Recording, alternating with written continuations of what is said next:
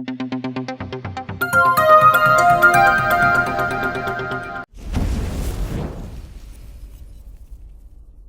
Everyone, welcome back to pharmacy India live. आज इस lecture में हम बात करने वाले हैं डी फार्मा सेकेंड ईयर का जो सब्जेक्ट है कम्युनिटी फार्मेसी एंड मैनेजमेंट, जिसे आप सीपीएन के नाम से भी जानते हैं। उसमें आज हम चैप्टर 2 पढ़ेंगे और चैप्टर 2 में हमें जो पढ़ना है, हमारा टॉपिक ये है कि professional responsibilities of community pharmacist. जो कम्युनिटी फार्मेसी में फार्मासिस्ट होते हैं उनको हम कम्युनिटी फार्मासिस्ट कहते हैं। तो उनकी क्या क्या प्रोफेशनल रिस्पांसिबिलिटीज होती हैं, जिम्मेदारियां होती हैं अपने काम के प्रति, उनके बारे में आज इस लेक्चर में हम डिटेल में बात करने वाले हैं। तो चलिए शुरू करते हैं। उससे पहले आप हमारे चैनल फार्मेसी इंडिया लाइव पर नए हैं, हमारे चैनल को सब्सक्राइब कीजिए। साथ ही साथ आप हमसे व्हाट्सएप के थ्रू जुड़ सकते हैं। हमारा व्हाट्सएप नंबर है 9389516306। इसको सेव कीजिए। सेव करने के बाद हमें व्हाट्सएप पे टाइप कर भेज दीजिए कैपिटल लेटर्स में टीपी इंडिया।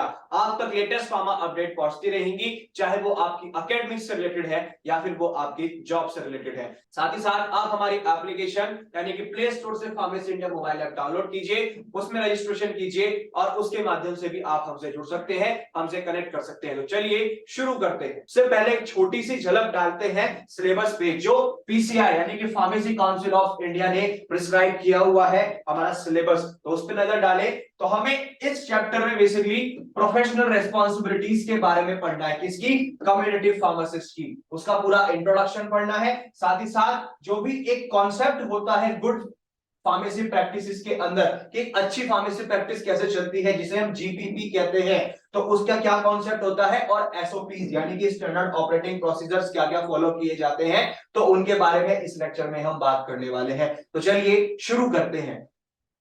सबसे पहले हम एक बात करते हैं जनरल वे में कि कम्युनिटी फार्मासिस्ट बेसिकली होते कौन है। कम्युनिटी फार्मासिस्ट जो होता है बेसिकली उसका काम होता है, एक उसका डायरेक्ट कांटेक्ट होता है पब्लिक के साथ, या हम ये कह सकते हैं कि जो कि एक अपनी सर्विसेज प्रोवाइड कराता है एक हाई क्वालिटी में, या हम ये भी कह सकते हैं कि जिसकी पब्लिक या पेशेंट्स के द्वारा एक हाई डिमांड होती है उसकी सर्विसेज के कारण, और उसका बेसिकली जो डायरेक्ट कांटेक्ट होता है उन पेशेंट्स के साथ, पब्लिक के साथ, उसके कारण ये हाईली डिमांड में रहते हैं। साथ ही साथ ये काम क्या करता है, ये प्रोवाइड करता है मेडिकेशंस को प्रिस्क्रिप्शन के साथ, यानी कि जो प्रिस्क्रिप्शन डॉक्टर लिखता है उसमें जो दवाइयां होती हैं उनको प्रोवाइड कराता है। दवाइयां मींस उसमें जो ड्रग्स लिखी होती है, मेडिकेशंस की जो ऑर्डर होते हैं। साथ ही साथ कुछ ऐसी सिचुएशंस भी आ जाती हैं कि बिना प्रिस्क्रिप्शन के भी दवाइयां, जो नेसेसरी दवाइयां होती है जिनकी रिक्वायरमेंट है एक्चुअल में, तो उनको भी देते हैं, जिन्हें हम ओटीसी यानी कि ओवर द काउंटर ड्रग्स कहते हैं। तो कम्युनिटी फार्मासिस्ट का बेसिकली ये काम होता है। नेक्स्ट अगर मैं बात करूं तो जो कम्युनिटी फार्मेसी है ये लीगली स्टेब्लिश हुई थी। इसके जो प्रीमाइसेस आए थे बेसिकली वो किसके साथ थे, जो हमारे रजिस्टर्ड फार्मासिस्ट होते हैं, यानी जो डी फार्म बी फार्म करने के बाद अपने आप को रजिस्टर कराने जाते हैं फार्मेसी काउंसिल ऑफ इंडिया में, तो रजिस्टर्ड फार्मासिस्ट के पास ही लीगली ये अथॉरिटी होती है कि ये कम्युनिटी फार्मेसी को ओपन कर सकते हैं, जिसके अंदर वो क्या काम करते हैं, डिस्पेंसिंग होती है मेडिसिनल प्रोडक्ट्स की। साथ ही साथ उनका जो एक एम होता है, मोटो होता है, वो ये होता है कि वो इंडिविजुअली जो भी एक हमारा पेशेंट आया है उसके पास जो पब्लिक है उनकी हेल्थ ठीक रहे, साथ ही साथ वो एक पब्लिक हेल्थ को और अच्छे मुकाम पर ले जा सके, लार्ज अमाउंट में वो हेल्थ स्टेटस को या हेल्थ केयर सिस्टम को और अच्छा कर सके। अगर हम बात करें तो almost 80% of pharmacy qualified persons serve community by dispensing quality medicines and providing advice and information for rational use of drugs। जितनी भी हमारे फार्मेसी स्टोर्स हैं, अगर हम बात करें पूरे वर्ल्ड की, तो 80% हमारे ऐसे फार्मेसी स्टोर्स हैं जो कि कम्युनिटी फार्मासिस्ट रन कर रहे हैं। मींस कि वो कम्युनिटी फार्मेसी के तौर पर चला रहे हैं और ये लोगों को सचेत कर रहे हैं, जागरूक कर रहे हैं उनकी हेल्थ के प्रति, उनके स्वास्थ्य के प्रति, कैसे क्वालिटी मेडिसिन की जो क्वालिटी है वो कैसे इंप्रूव हो सकती है, या कैसे आपको इनको इस्तेमाल करना चाहिए। लोगों को ये एडवाइस देते हैं कि कब आपको दवा किसने समय लेनी है, क्यों लेनी है, कितने बजे लेनी है, ये सब के बारे में पूरी जानकारी देते हैं। तो ये काम कौन करते हैं, कम्युनिटी फार्मेसी में जो हमारे फार्मासिस्ट प्रेजेंट होते हैं। अब मैं बात करता हूं कि प्रोफेशनल रेस्पॉन्सिबिलिटीज क्या क्या होती है एक कम्युनिटी फार्मासिस्ट की। तो सबसे पहले जो हमारी जो पॉपुलेशन है पूरे वर्ल्ड की, वो डेली बढ़ती ही जा रही है और कुछ हम बात करें लास्ट डेकेड्स की, जैसे अब से 10 साल पहले की, 20 साल पहले की, 30 साल पहले की, तो वहां पर जो हमारी हेल्थ सर्विसेज होती थी उसके कंपैरिजन में आज के टाइम में हमारी हेल्थ सर्विसेज बहुत अच्छी होती जा रही है, इंप्रूव होती जा रही है। और जो मेडिकल सर्विसेज होती थी उस टाइम पर, उनको भी उसके कंपैरिजन में इंप्रूव कर दिया गया है। जो भी एक इंप्रूवमेंट है हमारे हेल्थ स्टेटस का, वो ओवरऑल अच्छा खासा अब बढ़ता जा रहा है। पहले के कंपैरिजन में अगर हम बात करें 2000 की, 1990 की, 1980, 1970, 1960, तो उससे अगर हम कंपेयर करेंगे आज के पीरियड को, आज हम 2023 में आ गए हैं, तो बहुत सारा इंप्रूवमेंट हुआ है हमारे हेल्थ केयर सिस्टम में, स्पेशली इन कम्युनिटी फार्मासिस्ट के द्वारा। साथ ही साथ आज की अगर हम बात करें, जो आज का दौर हमारा चल रहा है, तो जो कम्युनिटी फार्मासिस्ट होते हैं वो एक बहुत ज्यादा अटेंशन पे कर रहे हैं, किस चीज के प्रति, लोगों को जागरूक कर रहे हैं, दवाइयों को कैसे इस्तेमाल करना चाहिए, एक हेल्थ केयर सिस्टम को और इंप्रूव करने के लिए बहुत ज्यादा अटेंशन पे कर रहे हैं। साथ ही साथ उन पेशेंट्स का एनवायरमेंट कैसे सुधारा जा सकता है उसके ऊपर फोकस कर रहे हैं, और जो पेशेंट्स के जनरल वेलनेस होती है, मींस कि वो स्वस्थ रहे, ठीक रहे, तो उसके प्रति भी जागरूक कर रहे हैं लोगों को, खुद भी अटेंशन पे कर रहे हैं, खुद भी उसके प्रति काम करते हैं। कौन? Community pharmacist. नेक्स्ट अगर मैं आगे चलता हूं कि pharmacy practitioners involve in the following functions. जो हमारे फार्मेसी प्रैक्टिशनर्स होते हैं, मींस कि जो इसकी प्रैक्टिस कर रहे होते हैं, वो कुछ फंक्शंस को फॉलो करते हैं, कुछ फंक्शंस के अंदर इन्वॉल्व होते हैं। जैसे जो भी हमारा एक इंटरप्रिटेशन या असेसमेंट होता है प्रिस्क्रिप्शंस का, कि कैसे प्रिस्क्रिप्शन को रीड करना है, कैसे उसको असेस करना है। साथ ही साथ जो हमारी ड्रग की फार्माकोइकोनॉमिकल कंडीशंस होती हैं, या उसकी जो क्लिनिकल प्रिंसिपल्स या लीगलिटी होती है, उन सब के बारे में कौन करते हैं, ये इसके अंदर इन्वॉल्व होते हैं। कौन? Community pharmacist. साथ ही साथ जो हमारे ड्रग्स का सिलेक्शन होना है, या फिर जो उन ड्रग्स के बारे, जो ड्रग्स हैं या जो डिवाइसेस हैं, उनको कब यूज करना है, क्या सिलेक्शन होना है। साथ ही साथ जो एक पार्टिसिपेशन होता है, जो भी ड्रग्स से रिलेटेड सर्चेस होती हैं, रिसर्चेस होती हैं, उनमें ये पार्टिसिपेट करते हैं। कौन? Pharmacy practitioners.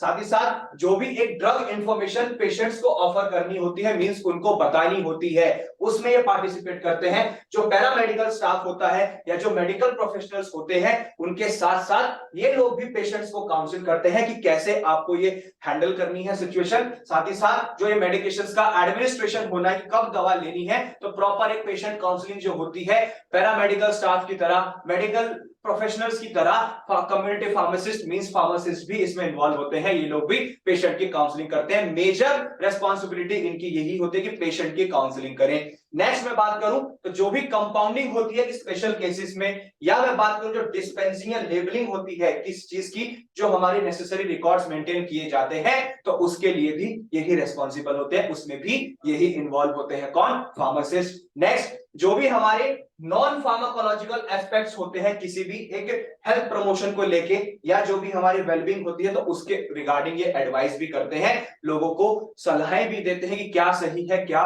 गलत है, तो उसमें भी इन्वॉल्व होते हैं। कौन? फार्मासिस्ट। अब आगे चलते हैं।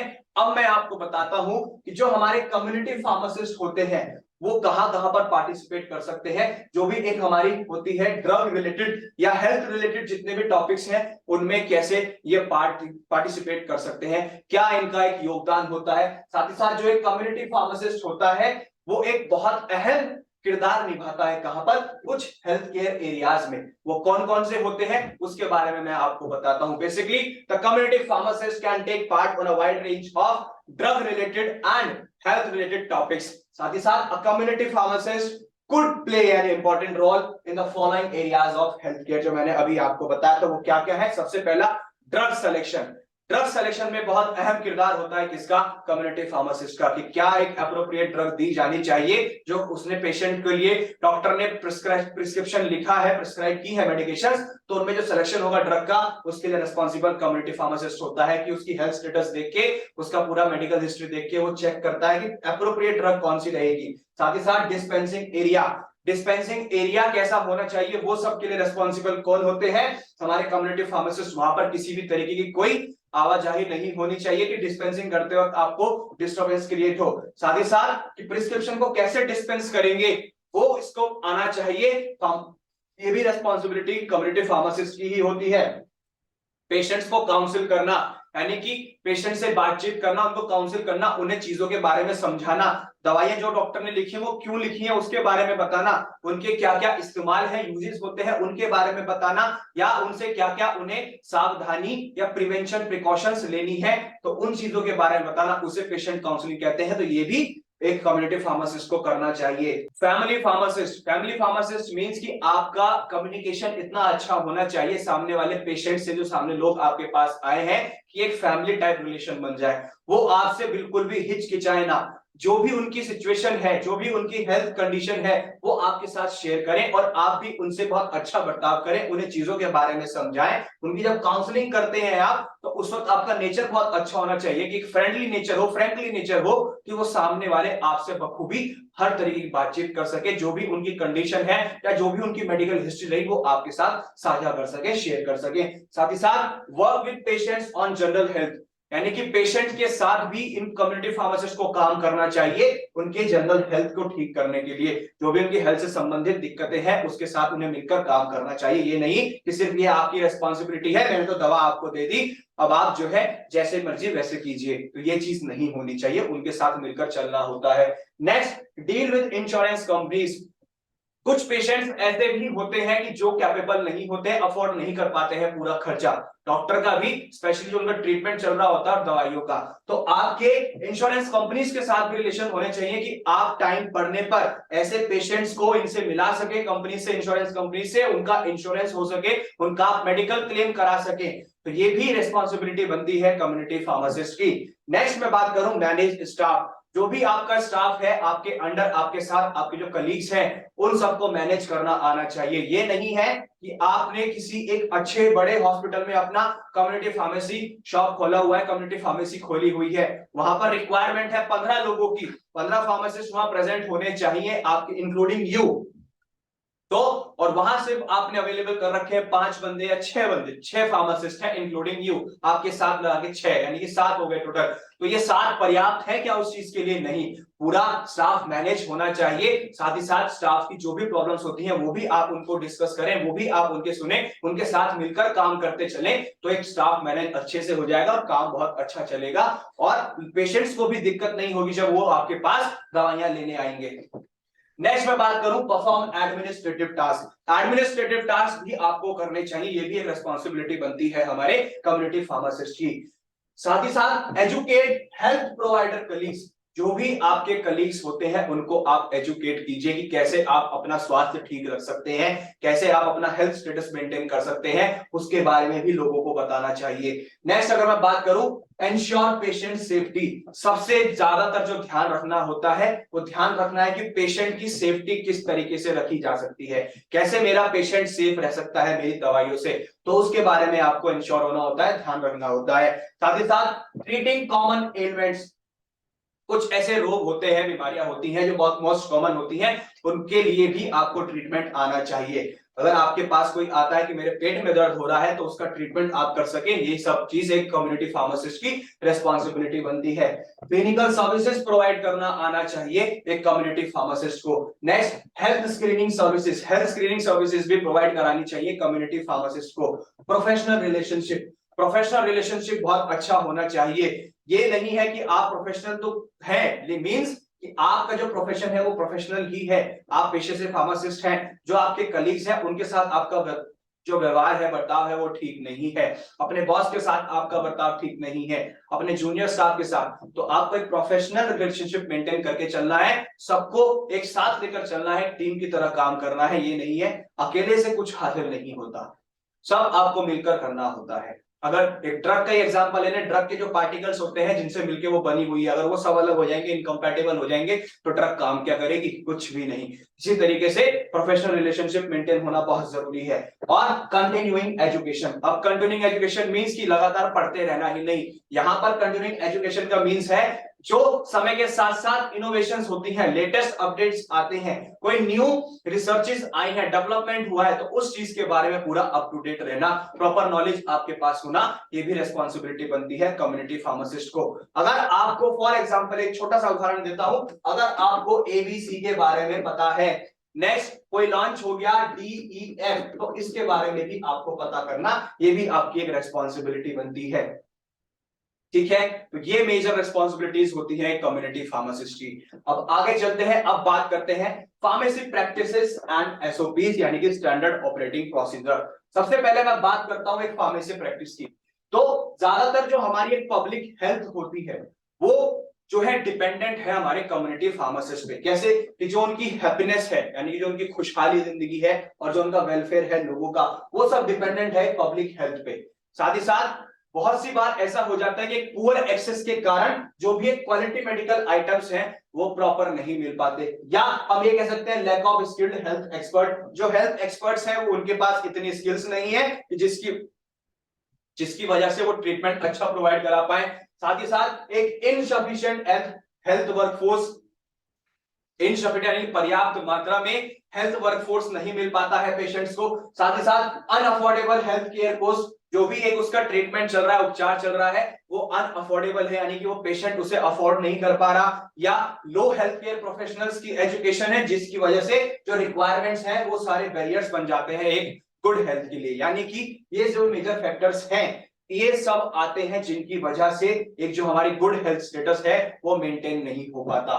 अगर मैं बात करूं जो हमारी प्रैक्टिस ऑफ फार्मेसी होती है वो अगर हॉस्पिटल्स के अंदर की जाती है, किनके सुपरविजन के, जो हमारे प्रोफेशनल फार्मासिस्ट होते हैं, उसको हम फार्मेसी प्रैक्टिस इन हॉस्पिटल कहते हैं। मींस कि जैसे मैं फार्मासिस्ट, मैं पास आउट हूं, मैंने फार्मेसी कर रखी है, ठीक है, और जो मेरे जूनियर्स हैं जो अभी एडमिशन लिया है उनकी जब ट्रेनिंग स्टार्ट होगी तो वो मेरे अंडर में सुपरविजन, जिस हॉस्पिटल में मैं हूं एक एज एन प्रोफेशनल फार्मासिस्ट, तो मेरे अंडर जितने भी फार्मासिस्ट आएंगे उनको मैं प्रॉपर ट्रेन करूं, एक अच्छा फार्मासिस्ट बनाऊं हॉस्पिटल के अंदर, जिसे कहते हैं ट्रेनिंग जो होती है उसे हम कहते हैं फार्मेसी प्रैक्टिस इन हॉस्पिटल। साथ ही साथ कुछ ऐसा कल्चर भी होता है, हमारा सोसाइटीज भी ऐसी हैं कि मेडिसिन जो है बेसिकली उनके जीवन का एक बहुत अहम हिस्सा बन जाती हैं। साथ ही साथ उनके क्रिटिकल एस्पेक्ट्स बन जाते हैं हेल्थ को लेकर, हेल्थ केयर की सर्विसेज को लेकर। तो जो मेडिसिन होती हैं बहुत इंपॉर्टेंट पार्ट प्ले करती हैं किसी भी बीमारी में, किसी भी इलनेस में, उसमें कैसे बचा के रखना है, क्या क्या उनके प्रोग्रामिंग फंक्शनिंग होनी है। साथ ही साथ जो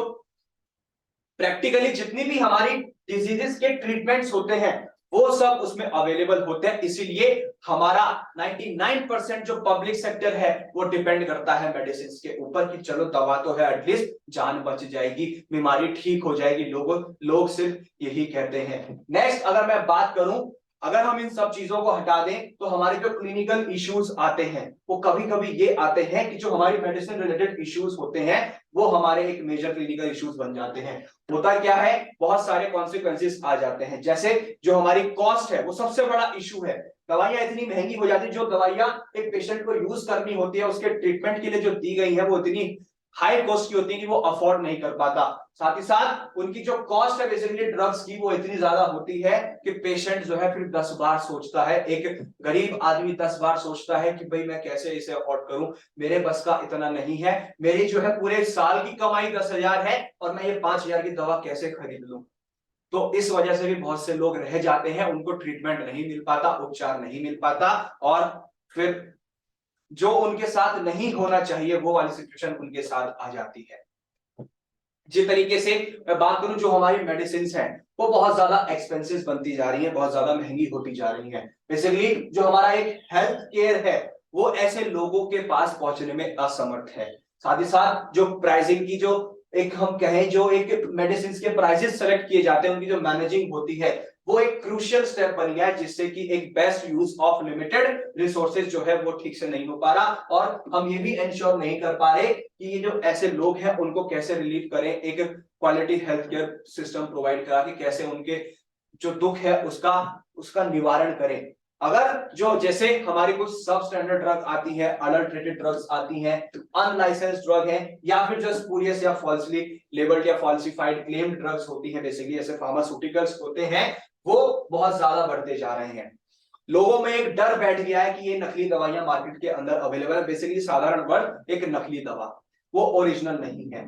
तो ये जो मेडिसिन की वैल्यू है बेसिकली वो यूज किस लिए होती है, किसी भी डिजीज को, किसी भी बीमारी को ठीक करने के लिए, उसके ट्रीटमेंट के लिए। साथ ही साथ एक यहाँ पर नीड है एक ऐसे सिस्टम की जो इंश्योर करे, जो भी एक इंटीग्रिटी होती है हमारे फार्मास्यूटिकल सप्लाई चेन की, तो उस पर ध्यान रखा जा सके, उस पर निगरानी रखी जा सके। तो ऐसा एक सिस्टम हमें चाहिए। तो जो हमारी गुड फार्मेसी प्रैक्टिस है उसको एक ऐसा फार्मेसी का पहला कंसर्न मस्ट है जो कि एक welfare of patients in all settings होता है। मींस जो good pharmacy practice requires that a pharmacist first concern must be the welfare of the patient in all settings. Means जो गुड फार्मेसी प्रैक्टिस होती है वो ये कहती है कि जो फार्मासिस्ट होता है उसका जो पहला कंसर्न होना चाहिए, पहला काम होना चाहिए, वो पेशेंट के वेलबींग के लिए होना चाहिए, उसकी हेल्थ को लेकर हर सेटिंग्स में, यानी कि हर उसके एस्पेक्ट्स में। जो अच्छी फार्मेसी मींस हम बात करें गुड फार्मेसी प्रैक्टिस जो होती है बेसिकली उसमें जो एक फार्मेसी का एक कोर एक्टिविटी होती है वो ये होती है कि जो सप्लाई होनी है मेडिकेशंस की या जो हमारी अदर हेल्थ केयर प्रोडक्ट्स हैं वो पूरे अश्योर्ड होने चाहिए कि यानी कि वो पहले से जांच पड़ताल की जानी कि उनकी क्वालिटी अच्छी है या नहीं, इंफॉर्मेशन अप्रोप्रिएट है या नहीं, पर्याप्त है या नहीं, और जो पेशेंट को एडवाइस देनी है साथ ही साथ जो मॉनिटरिंग करनी है इफेक्ट्स को लेकर, उन दवाइयों के इफेक्ट्स के जो दवाइयों को इस्तेमाल किया जा रहा है उनके इफेक्ट्स को लेकर, वो सारे के सारे एक गुड फार्मेसी प्रैक्टिस में इंश्योर किया जाता है। ये सारी चीजों का ध्यान रखा जाता है। नेक्स्ट जो गुड फार्मेसी प्रैक्टिस होती है उसके अंदर बेसिकली एक इंटीग्रल पार्ट होता है हमारे फार्मासिस्ट का जो कि कंट्रीब्यूट करते हैं किसमें, जो एक रेशनल यूज होता है ड्रग्स का या जो एक इकोनॉमिक प्रिस्क्राइबिंग होती है ड्रग्स की, उसको ये आगे प्रमोट करते हैं जिससे कि कोई भी नागरिक वंचित न रह पाए, उसे ट्रीटमेंट ना मिल पाए, इकोनॉमिक मींस की उनके बजट में ड्रग्स आए, तो इस चीज को प्रमोट करते हैं ज्यादातर जो भी हमें दवाइयों का इस्तेमाल करना होता है। नेक्स्ट जो हमारी गुड फार्मेसी प्रैक्टिस होती है इसके अंदर बेसिकली जो हमारा एक ऑब्जेक्टिव होता है ये होता है जो फार्मेसी सर्विसेज हम प्रोवाइड कराते हैं उसमें जितने भी हमारे एलिमेंट होते हैं वो सब के सब इंडिविजुअली रेलेवेंट होने चाहिए, साथ ही साथ ये क्लियरली डिफाइंड होने चाहिए कि जो उनके इफेक्टिवली जो बेसिकली उनके अंदर जैसे पेशेंट के बीच में डॉक्टर के बीच में कम्युनिकेटर का काम कौन करता है, पेशेंट, तो पूरा इफेक्टिवली होना चाहिए। वो ये नहीं कि जो डॉक्टर ने एक बताया फार्मासिस्ट को वो आधी नॉलेज उसने उस पेशेंट को दी और जो पेशेंट ने बताया वो आधी नॉलेज उसने उस डॉक्टर को बताई, तो ये चीज नहीं करनी, एक अच्छा कम्युनिकेटर का काम करना है। साथ ही साथ जो हमारी एक फंडामेंटल फार्मेसी एक्टिविटी होती है बेसिकली उसमें हमारा ये होता है कि जो भी हाई क्वालिटी के मेडिकेशंस हैं वो आगे आए और जो हमारे अदर हेल्थ केयर आइटम्स होते हैं वो भी एक अप्रोप्रिएट पेशेंट इंफॉर्मेशन प्रोवाइड होनी चाहिए, यानी कि वो भी अच्छे से हाई क्वालिटी के ही आगे जाने चाहिए, लोगों को इंफॉर्मेशन पर्याप्त उसमें पहुंचे और जो गाइडेंसिंग या जो एक मॉनिटरिंग होती है इन कॉन्सिक्वेंसेस को लेकर, उनके यूजेस को उनके इस्तेमाल को लेकर वो नहीं होने चाहिए, प्रॉपर गाइडेंस उनके पास जानी चाहिए, प्रॉपर मॉनिटरिंग होनी चाहिए कि ये ना हो कि आगे जाके कॉन्सिक्वेंसेस क्रिएट हो जाए। ठीक है, नेक्स्ट मैं बात करूं जितने भी हमारी फार्मेसी सर्विसेज होती है उनका जो एक गोल है वो सबका इंडिविजुअली रेलेवेंट करता है एक दूसरे के ऊपर, कैसे वो क्लियरली डिफाइंड होते हैं और सक्सेसफुली कम्युनिकेटेड होते हैं हर मेडिकल फील्ड में, साथ ही साथ जो हमारे फार्मास्यूटिकल स्पेशलिस्ट होते हैं वो सब इसके अंदर इन्वॉल्व होते हैं। और जो भी यहाँ पर एग्रीमेंट्स बनाए जाते हैं अदर हेल्थ एक्सपर्ट्स को लेकर, एक हेल्थ को प्रमोट करने के लिए, हेल्थ प्रमोशन को इनिशिएटिव लेने के लिए, जैसे ड्रग एब्यूज होता है या मिसयूज प्रिवेंशन होता है, तो इसमें सब आगे जाके आते हैं और एग्रीमेंट म्यूचुअल एग्रीमेंट होता है, सब हेल्थ केयर प्रोफेशनल्स इसमें बढ़ चढ़कर बढ़ावा लेते हैं, बढ़ चढ़कर आगे बढ़ते हैं लोगों को जागरूक करने के लिए कि कैसे आप दवाइयों का अच्छे तरीके से इस्तेमाल कर सकते हैं, ड्रग एब्यूज से कैसे बच सकते हैं और उनके मिसयूज से कैसे बच सकते हैं, तो इसके ऊपर एक हमारा गुड फार्मेसी प्रैक्टिस का ये स्टेप होता है। नेक्स्ट जो भी एक एक्टिव पार्टिसिपेशन होता है, बहुत सारी ऐसी स्टेज आती है हमारे जैसे क्लिनिकल ट्रायल्स आते हैं या जो फार्माकोविजिलेंस का फेज 4 होता है जहां पर एडवर्स ड्रग रिएक्शंस के बारे में पता लगाया जाता है, तो ऐसे मार्केटेड फार्मास्यूटिकल प्रोडक्ट्स को लेकर भी आगे बहुत सारे हेल्थ केयर प्रोफेशनल्स आगे आते हैं, पार्टिसिपेट करते हैं लोगों को जागरूक करने के लिए। अब मैं बात करता हूं कि रिक्वायरमेंट्स क्या होती है एक गुड फार्मेसी प्रैक्टिस में, वो मैं आपको बताता हूं। The requirements in good pharmacy practices are, सबसे पहला यहाँ पर 4 मेन एलिमेंट्स होते हैं किसी भी एक गुड फार्मेसी प्रैक्टिस के। कैसे? सबसे पहला आता है जो भी हमारी एक्टिविटीज एसोसिएट होती हैं प्रमोशन को लेके, एक गुड हेल्थ के प्रमोशन के लिए, या जो हमारी इल हेल्थ है उसको कैसे अवॉइड किया जा सकता है, या हम ये भी कह सकते हैं जो हमारा एक हेल्थ ऑब्जेक्टिव होता है उसको ऑब्टेन करने के लिए या उसको अचीव करने के लिए, तो ये सबसे पहले हमारी एक्टिविटीज ऐसी होनी चाहिए। दूसरा, ऐसी एक्टिविटीज जो हमारी एसोसिएट होती है, जो हमारी होती है किसके साथ, जो एक सप्लाई या जो हमारा यूज होता है मेडिसिन का, या ऐसे आइटम्स जिनको हम मेडिसिन के एडमिनिस्ट्रेशन के लिए यूज करते हैं, या हम ये भी कह सकते हैं जो भी एक ट्रीटमेंट होता है उससे रिलेटेड, तो उससे जुड़ी हुई, उससे संबंधित ऐसी एक्टिविटीज हमें करनी है। साथ ही साथ जो ये एक्टिविटीज होती हैं वो अंडरटेकन होनी चाहिए फार्मेसी में और ऐसे इंस्टीट्यूशन में या होम इमीडिएट सेटिंग्स में कि जिससे आगे जाके कोई दिक्कत ना हो। नेक्स्ट, जो भी सेल्फ केयर एक्टिविटीज होती हैं, जिससे कि जैसे पेशेंट के काउंसलिंग के रिगार्डिंग हो, या हम ये भी कह सकते हैं कि जब उन्हें कोई एक पर्याप्त प्रॉपर इंफॉर्मेशन चाहिए, एक मेडिसिन की डिलीवरी जो होती है, या जो अदर ट्रीटमेंट्स होते हैं जो कि कुछ बीमारियों को लेकर उनके सिम्टम्स के बारे में बताते हैं, तो वो एक्यूरेट होने चाहिए, वो प्रॉपरली मैनेज होने चाहिए, कोई मिसकम्युनिकेशन नहीं होना चाहिए, कोई मिसलीड इंफॉर्मेशन उन तक नहीं जानी चाहिए। साथ ही साथ मैं बात करूं लास्ट, तो ऐसी एक्टिविटीज होनी चाहिए जिससे कि जो एक प्रिस्क्राइबिंग होती है, जो प्रिस्क्राइब होती मेडिकेशंस, वो इन्फ्लुएंस हो सके और जो मेडिसिन का यूज है वो अच्छे से हो सके। तो ऐसी एक्टिविटीज करते हैं। ये 4 मेजर गोल होते हैं, जो रिक्वायरमेंट्स होती हैं एक गुड फार्मेसी प्रैक्टिस की। लास्ट में अगर मैं बात करूं तो ये जो 4 बेसिक प्रिंसिपल्स हैं, इन सबको मद्देनजर रखते हुए जो हमारे कम्युनिटी फार्मासिस्ट होते हैं, ये अदर हेल्थ केयर प्रोफेशनल्स के साथ मिलकर म्यूचुअल एग्रीमेंट्स करते हैं, म्यूचुअल सेटिंग बिठाते हैं, कि जिससे कि आगे जाके हम हेल्थ को प्रमोट कर सके, लोगों को जागरूक कर सके कि ड्रग अब्यूज से कैसे बच सकते हैं, एक मिसयूज से कैसे बच सकते हैं दवाइयों के, क्या सही तरीका होना चाहिए दवाइयों का इस्तेमाल करने का, लोगों को बीमारियों के प्रति जागरूक करना, जो कॉमन एलिमेंट्स होते हैं, कॉमन डिजीजेस होती हैं, उन सब के बारे में। तो ऐसे मिलकर काम करते हैं जब ये चारों एक्टिविटीज को फॉलो किया जाता है। अब मैं बात करता हूं बेनिफिट्स क्या क्या है एक गुड फार्मेसी प्रैक्टिस के, जीपीपी के। तो फायदे क्या क्या है? सबसे पहला, ये अकाउंटेबिलिटी को बढ़ाता है, और साथ ही साथ जो एक डिस्पेंसिंग एरर्स होते हैं उन्हें खत्म करता है, या कम करता है, रिड्यूस करता है। जो हमारे रेगुलेटरी एक्शंस होते हैं, या पेनल्टीज, या हम जो फाइन्स कहते हैं, उनको रिड्यूस करता है जब हम एक proper good pharmacy practice follow करते हैं। साथ ही साथ जो हमारी परफॉर्मेंस होती है, या जो एक स्पीड होती है, या जो एक एक्यूरेसी होती है हमारी फार्मेसी एक्टिविटीज की, उनको भी बढ़ाता है, उनको भी इंप्रूव करता है। और ये बेसिकली क्या करता है, जो हमारी प्रोफेशनल इमेज होती है, या जो एक रेस्पेक्ट होती है among other health care providers में, उसको भी स्टैब्लिश करता है, उसको भी इंप्रूव करता है, हमारी एक अपनी खुद की इज्जत और ज्यादा बढ़ती है। नेक्स्ट, ये जो हमारा फार्मेसी बिजनेस है उसको भी एनहांस करता है, उसको भी इंक्रीज करता है, कोई अगर बिजनेस के पर्पज से भी सोच रहा है। नेक्स्ट मैं बात करता हूं तो concept of standard operating procedure, जो हमारा ये एसओपीज है उसके पीछे क्या एक कॉन्सेप्ट होता है, क्या लॉजिक है स्टैंडर्ड ऑपरेटिंग प्रोसीजर को लाने का। बेसिकली जो एक स्टैंडर्ड ऑपरेटिंग प्रोसीजर होता है, ये डॉक्यूमेंट होता है जिसके अंदर ये डिस्क्राइब किया जाता है कि जो भी हमारे एक ऑपरेशंस किए जाते हैं, जो भी हम काम करते हैं, वो किसी भी पर्टिकुलर इन्वेस्टिगेशन की जो क्वालिटी हो रही है, जो किसी भी पर्टिकुलर प्रोडक्ट की हम इन्वेस्टिगेशन कर रहे हैं, तो उसकी क्वालिटी को जांचने के लिए हम एसओपीज फॉलो करते हैं। जैसे एक दवा बनानी है तो हम उसके लिए स्टैंडर्ड ऑपरेटिंग प्रोसीजर फॉलो करते हैं, स्टैट्यूटरी बॉडीज के हम प्रोसीजर फॉलो करते हैं, जैसे आईपी के अकॉर्डिंग बनानी है, बीपी के, यूएसपी के, जिससे कि हम उनकी गाइडलाइंस को फॉलो करेंगे तो हमारी ड्रग एक्यूरेट बनेगी, एप्रोप्रिएट बनेगी। तो बेसिकली यहाँ यही है, जो एक पर्पस है एसओपी का, वो यही है कि जो भी हमारे ऑपरेशंस हम कर रहे हैं, जो काम हम कर रहे हैं, वो अच्छे से करें, करेक्टली करें, और साथ ही साथ हमेशा के हमेशा वो सेम मैनर में हो। ये नहीं कि आज हमने 1 घंटे में एक बैच बना दिया तो कल वो 24 घंटे में बना या 10 दिन में बना, आज हमने 1 लाख टैबलेट का प्रोडक्शन किया, कल वो 10,000 का भी नहीं हुआ। तो इस तरीके से नहीं होना चाहिए। साथ ही साथ जो भी एक एसओपी के अंदर अवेलेबल होती है, जगह होती है, जो भी काम उसके अंदर होता है, वो काम पूरा होना चाहिए, तभी एक हमारा इफेक्टिव प्रोडक्ट बन के आता है। साथ ही साथ जो ये एसओपी है, ये बेसिकली कंपलसरी होता है, यानी कि इंस्ट्रक्शन जो इसके अंदर मेंशन होते हैं वो हमें करने ही होते हैं, कंपलसरी होते हैं। इसके अंदर अगर कोई डेविएशन आ जाता है इंस्ट्रक्शंस को फॉलो करने के लिए, तो कुछ कंडीशंस ऐसी आ जाती हैं जिस टाइम पर जाकर जो हमारे डॉक्यूमेंट्स होते हैं उनके अंदर हम परमिशन दे देते हैं कि आप इसके अंदर डेविएशन कर सकते हैं, अगर कुछ चेंजेस आपको लग रहे हैं कि ये पॉसिबल है।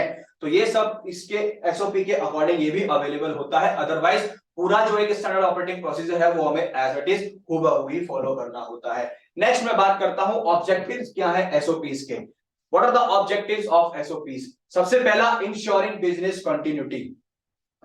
बिजनेस की जो कंटिन्यूटी है वो हमेशा रहनी चाहिए। मींस जो ये एसओपीज है वो मदद करते हैं कि जो एक क्रूशियल टास्क होते हैं, जो एक कॉम्प्लिकेटेड टास्क होते हैं, उनको कैसे हम कंप्लीट कर सकते हैं। साथ ही साथ जो इसके की मेंबर्स होते हैं वो अगर वेकेशंस पे है या उनकी सिक लीव्स है तो वो भी कंसिडर की जाती हैं, जिसकी वजह से जो हमारा बिजनेस है उसकी कंटिन्यूटी बढ़ती रहती है। इसी तरीके से consistent quality and reduction of errors, यानी कि क्वालिटी को हम और बढ़ाएं और जो एरर्स हैं उनको रिडक्शन करें, उनको कम करें। कैसे ये होता है? कब? जब हम कोई भी एक पर्टिकुलर इंफॉर्मेशन जो है हमारे पास, जो हम टास्क परफॉर्म कर रहे हैं वो रेलेवेंट नहीं होती, या हमारे पास जो इंफॉर्मेशन है हम उसको फेल हो गए, यानी हम प्रॉपर इंफॉर्मेशन कंसिस्टेंटली फॉलो नहीं कर पाए या करेक्ट नहीं कर पाए उसको, तो हम ये एसओपी जो है बेसिकली एक सेफ गार्ड होता है इन दोनों ही कंडीशंस में। एसओपी होगा तो हमारे साथ कोई भी ऐसी दिक्कत नहीं होगी, हमेशा इंफॉर्मेशन सही रहेगी और हम कभी भी फेल नहीं होंगे उस इंफॉर्मेशन को आगे बताने में और प्रोसीजर को फॉलो करने में।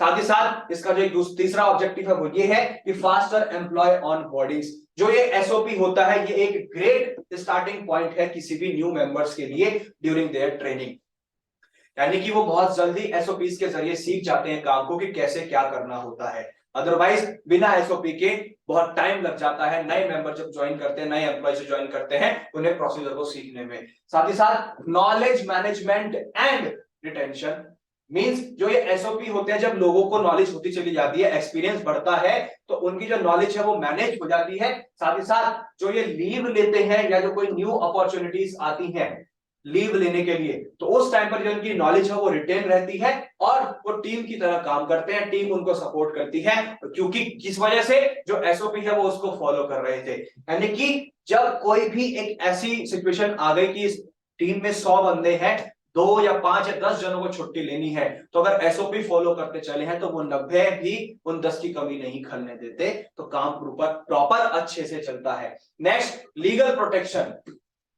लीगल प्रोटेक्शन मींस जो ये एसओपीज है ये इंश्योर करते हैं जो भी क्रिटिकल प्रोसेसेस होते हैं, जो डॉक्यूमेंट हम प्रिपेयर करते हैं या जो एम्प्लॉयज उनको रिव्यू करते हैं, कैसे जो भी एक लेयर है प्रोटेक्शन की वो कंपनी के लिए वो आगे प्रोवाइड कराते हैं। क्यों? क्योंकि जो एक एसओपी है वो उसके जरिए चल रहे थे। अगर कोई इन्वेस्टिगेशन आती है और प्रोडक्ट नहीं बनता है, वहां पर कोई अगर कुछ दिक्कत आती है सिक्योरिटी पर्पस से किसी चीज को भी लेकर, तो हम कह सकते हैं कि हमने एसओपी ही फॉलो किया है, कोई भी स्टेप ऐसा नहीं है कि इसके बाहर हमने किया है। तो एक लीगल प्रोटेक्शन भी क्रिएट हो जाती है अगर हम एसओपीज फॉलो करते हुए चलते हैं। अगर एसओपीज फॉलो नहीं करेंगे तो कंपनी सीज भी हो सकती है। अगर जो इन्वेस्टिगेशन करने आए जैसे ड्रग इंस्पेक्टर्स आते हैं तो वो इसको सीज कर जाएंगे। नेक्स्ट मैं बात करता हूं कि types of standard operating procedure. जो हमारे स्टैंडर्ड ऑपरेटिंग प्रोसीजर्स हैं बेसिकली एसओपी, ये कितने टाइप्स के होते हैं? सबसे पहला, जब हम कभी भी ये स्टैंडर्ड ऑपरेटिंग प्रोसीजर्स को लिखते हैं according to your organisational needs, जो भी ऑर्गेनाइजेशन की रिक्वायरमेंट्स होती हैं, तो एक कन्वेंशनल एसओपी फॉलो की जाती है। One of the following methods, इनमें से एक मेथड फॉलो किया जाता है, जैसे चेकलिस्ट। चेकलिस्ट बेसिकली होती क्या है कि जो भी हम काम करते हैं उसकी हम एक चेकलिस्ट बना लेते हैं कि ये काम हुआ है नहीं। एक हम ड्रग बनाने जा रहे हैं, उसके 10 स्टेप होते हैं, सामान लाने से लेके उसकी पैकेजिंग तक का। लास्ट स्टेप जो होता है बेसिकली मैन्युफैक्चरिंग का, तो उन सब पे हम चेकलिस्ट बना लेते हैं, उनको टिक करते चलते हैं कि हाँ जी आज ये हो गया, कल ये हो गया, परसों ये हो गया। अगर प्रॉपर चेकलिस्ट हमारे पास होती है तो हम इंश्योर कर लेते हैं कि हमारा प्रोडक्ट हमारा पूरा रेडी है या नहीं। वो कब होता है? जब एसओपी होती है हमारे पास, या हम स्टेप बाय स्टेप लिस्ट बना लें। एक स्टेप बाय स्टेप लिस्ट भी होती है ना, जैसे एक चेक लिस्ट है, जो भी सामान हमें चाहिए वो पर्याप्त आया है नहीं। बेसिकली स्टेप बाय स्टेप पे आपने स्टेप्स मेंटेन कर लिए कि ये आप पहला स्टेप ये है, दूसरा स्टेप ये है, तीसरा स्टेप ये है, चौथा स्टेप ये है और लास्ट 100वां या 1000वां स्टेप ये है। तो आप स्टेप बाय स्टेप करते चलेंगे तो आपका जो काम है, जो आप जो चीज बनाने जा रहे हैं वो अच्छे से होगी, काम टाइम से होगा, किसी से कोई दिक्कत नहीं होगी। कब? जब आप एसओपी फॉलो करते हैं। नेक्स्ट मैं बात करता हूं हायरार्किकल लिस्ट। हायरार्किकल लिस्ट में क्या होता है? इसके अंदर जो आपका प्रोसीजर होता है वो बहुत ज्यादा कॉम्प्लेक्स हो जाता है और एक एडिशनल इन्फो की जरूरत होती है। तो यहां पर हम एक हायरार्किकल चेकलिस्ट बना लेते हैं या एक बुलेट लिस्ट बना लेते हैं। इसमें क्या होता है? बेसिकली जो भी हम एक टास्क को एक सिंगल स्टेप में आगे एक्सप्लेन करने में असमर्थ थे, अनेबल थे, तो उसी सेम टाइम पर आपको कोई भी ऐसा एक सच एसओपी लेंथी बनाने की जरूरत नहीं है। बाय एडिंग हायरार्किकल स्टेप्स ये बहुत बेनिफिशियल बन जाएगा। ये हायरार्किकल स्टेप जैसे ही आपने इसके अंदर ऐड किया तुरंत वो एक्सप्लेन कर देगा कि आपने क्या प्रोसीजर फॉलो किया था। नेक्स्ट मैं बात करूं process flow chart. Process flow chart क्या है? एक बहुत अच्छा वंडरफुल वे है आपकी किसी भी प्रोसेस, जो भी आप काम करते हैं, जो प्रोसेस फॉलो करते हैं, मेथड फॉलो करते हैं, उसको रिप्रेजेंट करने का। और साथ ही साथ ये बेटर कॉन्टेक्स्ट भी पूरे वर्ल्ड, एक जो आपका काम का जो एक तरीका था उसको बहुत अच्छे तरीके से ये कॉन्टेक्स्ट फॉर्म में शो कर देता है। फ्लो चार्ट की फॉर्म में आप उसको बता सकते हैं कि कैसे आपने स्टेप इसको फॉलो किया। जो भी इसके अंदर स्टेप्स होते हैं रिलेटेड टू योर वर्क, वो सब इसके अंदर बता देता है। नेक्स्ट मैं अगर बात करूं कि एक इफेक्टिव एसओपी राइटिंग क्या होता है, यानी कि एसओपी राइटिंग जो होती है बेसिकली वो इफेक्टिव कैसे होती है। तो सबसे पहला, जो भी हम एक एसओपी बनाते हैं किसी भी बिजनेस प्रोसेस के लिए, वो एक इजी वे के लिए नहीं बनाते, साथ ही साथ जो हमारा उसके पीछे एफर्ट होता है वो हमें एक आगे जाके बहुत सारे, बहुत ज्यादा, बहुत अच्छे ह्यूज बेनिफिट्स प्रोवाइड कराता है आपकी कंपनी के लिए फॉर द लॉन्ग टर्म। हम एक छोटे टर्म के लिए इस एसओपी को फॉलो नहीं करते हैं। लंबे समय तक मार्केट के अंदर हमारी वैल्यू रहे, लंबे समय तक मार्केट के अंदर हमारा रिटेंशन रहे, उसके लिए हम ये एसओपीज फॉलो करते हैं। जैसे create a list of processes, जो भी आपका प्रोसेस फॉलो होना है उसकी लिस्ट बना लीजिए। एसओपी के जरिए आप इन प्रोसेस को कर सकते हैं और आपकी एसओपी बन जाएगी। साथ ही साथ इसका ऑल्टरनेट क्या होगा कि आप इसमें जो भी एक इंटरनल सर्वे करते हैं या अपने एम्प्लॉय से भी जाकर आप पूछ सकते हैं कि जो टास्क आप कर रहे हैं वो रेगुलरली परफॉर्म हो रहा है या नहीं, वो आप इसके जरिए पता लगा सकते हैं। नेक्स्ट, आइडेंटिफाई योर ऑडियंस, अपनी ऑडियंस को ढूंढिए। बेसिकली ये एक बहुत डिफिकल्ट होता है किसी भी एक एसओपी को बनाना विदाउट नोइंग कि वो उसको कौन बना रहा है। नेक्स्ट, हम क्वेश्चंस कर सकते हैं एक बेटर आइडिया के लिए अपनी ऑडियंस से, उनसे समझ सकते हैं चीजों को, उनको बता सकते हैं कि क्या हम इसके अंदर इंप्रूव कर सकते हैं, क्या हमारी कमियां हैं। तो इस तरीके से करने से भी आपका एक बहुत अच्छा एसओपी बन जाता है और काम बहुत इफेक्टिव होता है। Next, define the objectives, means कि जो भी एक हमारा एंड रिजल्ट आता है एसओपी को फॉलो करते वक्त, जब हम एक एसओपी को लिखते हैं, फॉर एग्जांपल हम ये कह सकते हैं कि जब हम एक एसओपी को राइट करते हैं तो जो भी हमारे ऑफ बोर्ड एम्प्लॉइज होते हैं तो उनसे भी हमें डिस्कशन करना चाहिए। ऑब्जेक्टिव जो होता है बेसिकली इस केस में वो फॉर्मलाइज होता है कि जो एम्प्लॉइज का डिपार्चर है वो किस वक्त हो रहा है, तो वो चीजें यहां पर देखनी चाहिए। चूज अ फॉर्मेट, हम एक फॉर्मेट क्रिएट कर सकते हैं अपने काम को और बेटर बनाने के लिए कि सबको जो भी प्रोसेस फॉलो करना है वो इसी के जरिए करना है। जैसे आप एक स्टेप बाय स्टेप फॉर्मेट बना सकते हैं, एक हायरार्किकल स्टेप फॉलो कर सकते हैं, या हम फ्लो चार्ट वे को यूज कर सकते हैं। तो हम एक ऐसा फॉर्मेट चूज कर सकते हैं, स्टैंडर्ड ऑपरेटिंग प्रोसीजर, या एक हम स्टैंडर्ड फॉर्म बना सकते हैं कि भाई सबको यही भरना है, इसी तरीके से काम करते हुए चलना है। तो इसके जरिए राइट द एसओपी, यानी कि जब आप अपने एफर्ट्स लगाते हैं तो एक टाइम ऐसा आ जाता है कि आप उन सारे एफर्ट्स को एक साथ लगा के एक एसओपी बना लेते हैं। इससे पहले, करने से पहले आपके पास पूरा एक फर्स्ट हैंड नॉलेज प्रॉपर होनी चाहिए कि क्या आपको करना है, क्या आप चाहते हैं, बिजनेस को आप किस मुकाम पर ले जाना चाहते हैं, वो सारी चीजें दिमाग में होती हैं तो हम एक अच्छे से एसओपी को लिख पाते हैं और हमें समझ आता है कि हमारी चीजों की क्या क्या रिक्वायरमेंट है, कैसे हम इसको लंबे समय तक आगे ले जा सकते हैं, तो उसके बारे में हमें पता होता है। साथ ही साथ मैं बात करूं तो ये एसओपीज होती हैं वो बेसिकली जो हमारी ट्रेनिंग होती है न्यू क्लिनिकल ट्रायल्स में, जो वहां पर new clinical trial staff members आते हैं तो उनके लिए बहुत अच्छा होता है, बहुत यूजफुल होती है। कैसे, इसके एडवांटेजेस क्या क्या है एसओपीज के, उसके बारे में बताता हूं। जैसे ये हेल्प करते हैं क्वालिटी अश्योरेंस में, साथ ही साथ ये इंश्योर भी करते हैं जो पेशेंट को सर्विसेज मिलती हैं वो फुलफिल हो पा रही है या नहीं। जो एक बेसिकली क्राइटेरिया है बेसिकली किस चीज का, कि पेशेंट्स को जो भी सर्विसेज प्रोवाइड होनी है कम्युनिटी फार्मासिस्ट के द्वारा वो प्रॉपर हो रही है या नहीं, तो इसको इंश्योर करते हैं। साथ ही साथ ये कंसिस्टेंसी मेंटेन कराते हैं, जिससे कि एक जो हमारा एड है, जो विजन है वो ये है, जो भी एक हमारी मेंटेनिंग होनी है सर्विसेज के लेवल की जो उन पेशेंट्स को मिलनी है, तो रिजल्ट क्या मिलेगा कि वो इंश्योर कर पाएंगे कि उन्हें जो एक अच्छी फार्मास्यूटिकल प्रैक्टिस मिल रही है या नहीं, और वो प्रॉपर टाइम से फॉलो हो रही है या नहीं, तो वो भी एक ये एसओपी में ही आता है। जब एसओपी फॉलो होगा तो सारी चीजें अच्छी मिलेंगी और चीज समय पर मिलेंगी। और ये फार्मासिस्ट को अलाउ करता है, परमिशन देता है किस चीज की, have more free time by allowing some activities to be delegated. As a result pharmacist are better able to help patient. जब एसओपीज फॉलो करते हैं तो फार्मासिस्ट को रिलैक्स करने का भी बहुत ज्यादा समय मिल जाता है, टाइम बचता है उनका, और वो और अच्छे से पेशेंट्स का ट्रीटमेंट प्रोवाइड करा पाते हैं, उन्हें और अच्छे से काउंसिल कर पाते हैं। तो बेसिकली